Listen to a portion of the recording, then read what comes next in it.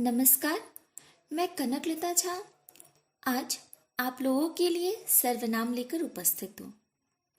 सर्वनाम की चर्चा संज्ञा से अलग नहीं हो सकती या यूं कहें कि नहीं की जा सकती, क्योंकि हम संज्ञाओं को हटाकर अगर किसी अन्य शब्द का प्रयोग करते हैं, उन्हीं शब्दों को ही हम सर्वनाम कहते हैं।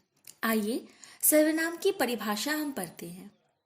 संज्ञा के स्थान पर प्रयुक्त होने वाले शब्दों को सर्वनाम कहा जाता है। सर्वनाम संज्ञाओं की पुनरावृत्ति को रोककर वाक्यों को सौंदर्य युक्त बनाता है। हम कुछ उदाहरण देखेंगे जिससे आपके सामने बहुत स्पष्ट हो जाएगा कि आखिर संज्ञा क्या है और सर्वनाम क्या है। सर्वनाम की कुछ उदाहरण है। आइए एक उदाहरण के द्वारा सर्वनाम को विस्तृत से समझते हैं। पेड़ पौधे प्रकाश संश्लेषण की क्रिया के दरमियान ऑक्सीजन मुक्त करते हैं। पेड़ पौधे पर्यावरण को संतुलित बनाए रखते हैं। पेड़ पौधे विभिन्न जीवों को आश्रय प्रदान करते हैं। पेड़ पौधे भूधरण को रोकते हैं। पेड़ पौधों से हम फल फूल दवाएं इमारत लकड़ी आदि मिलती है। अब इन वाक्यों को तो हमने पढ़ा, लेकिन ये वाक्य कैसे सजे हुए लगते ये आगे हम देखेंगे। पेड़ पौधे प्रकाश संश्लेषण की क्रिया के दरमियान ऑक्सीजन मुक्त करते हैं। वे पर्यावरण को संतुलित बनाए रखते हैं। वे विभिन्न जीवों को आश्रय प्रदान करते हैं। वे भूक्षरण को रोकते हैं। उनसे हमें फल फूल दवाएं लकड़ी आदि प्राप्त होती हैं। हम पहले जिन वाक्यों को हमने पढ़ा वो बोझिल हमें लग रहा था, वो जैसे हमें समझ में ना आ रहा हो या कुछ अटपटा सा लग रहा हो। लेकिन जब हम दूसरी बार इन वाक्यों को पढ़ते हैं, वे, उनके, वह, उनसे, इन सारे शब्दों को लगाकर, तो हमें कहीं ना कहीं ये जो पद है वो बहुत अच्छा और सुलझा हुआ सा महसूस होने लगता है।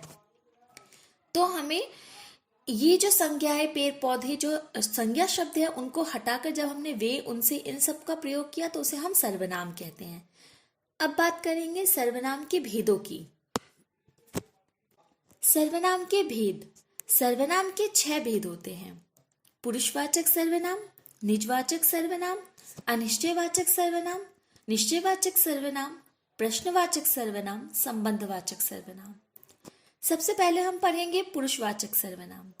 जिन सर्वनाम शब्दों का प्रयोग वक्ता द्वारा खुद के लिए या दूसरों के लिए किया जाता है उसे पुरुषवाचक सर्वनाम कहते हैं। मैं, हम, तुम आदि। लेकिन पुरुषवाचक सर्वनाम में हम एक चीज देखते हैं कि उनकी जो भेद है, पुरुषवाचक सर्वनाम के जो भेद है, वही हमें पुरुषवाचक सर्वनाम की परिभाषा को हमारे समक्ष कहीं ना कहीं स्पष्ट करके रखेगा। तो हम उसके भेदों से उसकी परिभाषा को समझने की कोशिश करेंगे। उत्तम पुरुष, उसका पहला भेद है। जिन शब्दों का प्रयोग बोलने वाला खुद के लिए करता है। पुरुषवाचक सर्वनाम यानी मैं, तुम, वह, तो खुद के लिए जब करता है, मैं ये खाऊंगी, मैं ये जाऊंगी, मैं यहाँ रहती हूँ, मैं वहां रहती हूँ, ये सारे शब्द जितने हैं वो सब होंगे उत्तम पुरुष। मध्यम पुरुष, जिन शब्दों का प्रयोग सुनने वाले के लिए किया जाता है उसे हम मध्यम पुरुष कहते हैं। जैसे कि तुम बहुत अच्छे हो, मैं बोल रही हूं, लेकिन किसके लिए बोल रही हूं? तुम्हारे लिए। तुम बहुत अच्छे हो, तो तुम्हारा अच्छा होना मध्यम पुरुष के अंतर्गत आता है। अन्य पुरुष, जिनमें 2 व्यक्ति तो बात करते हैं लेकिन वो किसी तीसरे व्यक्ति के बारे में बात कर रहे होते हैं। जिन शब्दों का प्रयोग किसी तीसरे व्यक्ति के बारे में बताने के लिए होता है उसे हम अन्य पुरुष कहते हैं। जैसे कि हम उदाहरण देखेंगे, मैं, तुम और रीता कल बाजार जाएंगे। मैं उत्तम पुरुष, तुम मध्यम पुरुष और रीता यहां पर हो जाएंगे अन्य पुरुष। अब हम अगली परिभाषा को देखते हैं। निजवाचक सर्वनाम, जिन शब्दों का प्रयोग वक्ता किसी चीज को अपने साथ दर्शाने या बताने के लिए करता है उसे निजवाचक सर्वनाम कहते हैं। उदाहरण देखेंगे हम, मैं अपने कपड़े स्वयं धो लूंगा, मैं वहां अपने आप चला जाऊंगा। निजवाचक सर्वनाम में मैं अपने लिए इन सारी चीजों का प्रयोग करती हूँ, मैं खुद के लिए कर रही हूँ, मैं अपने आप खा लूंगी। यहाँ अपने आप जो शब्द है उसे ही हम निजवाचक संज्ञा के सर्वनाम के अंतर्गत रखते हैं। निश्चयवाचक सर्वनाम, जिन सर्वनाम शब्दों से किसी व्यक्ति वस्तु स्थान की निश्चितता का बोध हो उसे हम निश्चितवाचक सर्वनाम कहते हैं। जैसे वह कार मेरी है, इसमें उसे बहुत अच्छे तरीके से पता है ये कार उसकी है, तो इसे हम निश्चयवाचक सर्वनाम कहते हैं।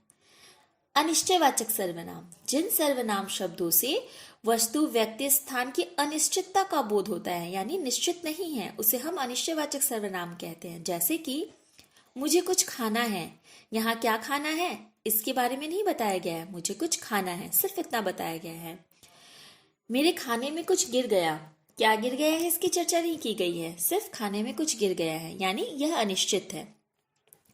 अगली परिभाषा है प्रश्नवाचक सर्वनाम, जिन शब्दों का प्रयोग किसी वस्तु, व्यक्ति आदि के बारे में कोई सवाल पूछने या उसके बारे में जानने के लिए किया जाता है, उसे हम प्रश्नवाचक सर्वनाम कहते हैं। जैसे कि देखो तो कौन आया है, आपने क्या खाया है, यानी कौन, क्या, कब, कहाँ, इस तरह के जो शब्दों से जब वाक्य को आप बनाते हैं तो उसे हम प्रश्नवाचक सर्वनाम कहते हैं। अब हम इसके आखिरी भेद की तरफ जाएंगे। सर्वनाम की सबसे अंतिम जो भेद है हमारे सामने वो है संबंधवाचक सर्वनाम। अब बात करते हैं संबंधवाचक सर्वनाम की। जिन सर्वनाम शब्दों का प्रयोग किसी वस्तु या व्यक्ति का संबंध बताने के लिए किया जाता है उसे हम संबंधवाचक सर्वनाम कहते हैं। संबंधवाचक सर्वनाम के उदाहरण हैं जैसी करनी वैसी भरनी, यानी संबंध बताया गया है कि जैसा करोगे वैसा ही भरोगे, इसमें संबंध की चर्चा की गई है।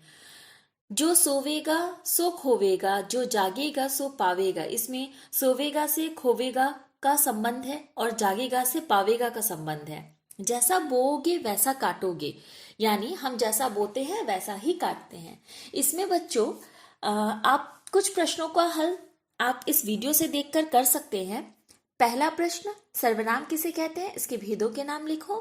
दूसरा प्रश्न जो आप कर सकते हैं इसमें से, जो आपको इस वीडियो में जिसका उत्तर भी आपको प्राप्त हो जाएगा, निश्चयवाचक अनिश्चयवाचक सर्वनाम में क्या अंतर है, प्रश्नवाचक सर्वनाम किसे कहते हैं। अगला प्रश्न, निजवाचक सर्वनाम की कुछ उदाहरण दीजिए। इन सारे प्रश्नों का उत्तर आपको इसी वीडियो में मिल जाएगा, जिसको आप घर बैठे बड़ी आसानी से कर सकते हैं। धन्यवाद।